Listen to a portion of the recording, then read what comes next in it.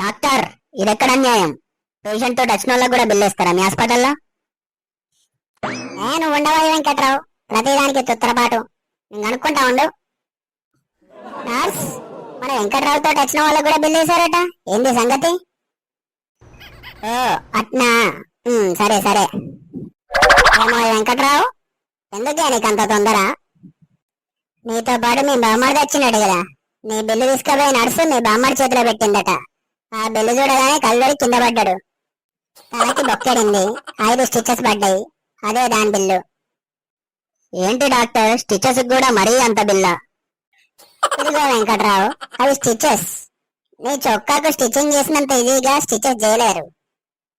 పైగా AC bed, saline బాటిల్లు, fruits, tablets, ఇంకా చాలా ఉన్నాయి. ఆ విలువ వచ్చినోడు వచ్చి చూసిపోక నా బిల్లే బొక్క అనుకుంటే వాడి బిల్లు ఇంకా బొక్క.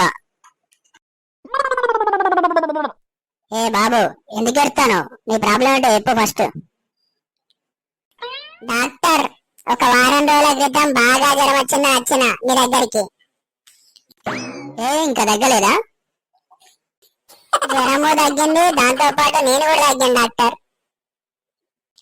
2 రోజుల క్రితం మళ్ళీ వచ్చిన.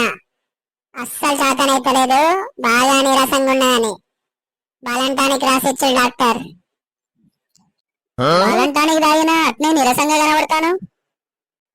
Tonic తాగలే doctor. ఎందుకు తాగలేదు?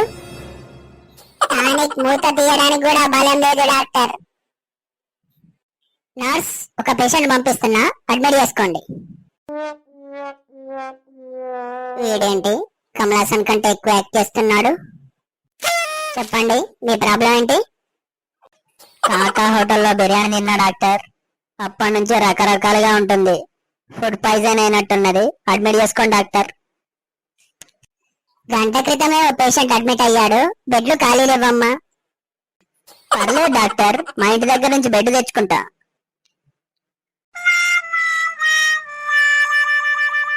వీడియో నచ్చితే లైక్ చేసి సబ్స్క్రైబ్ చేసుకోండి గాయ్స్.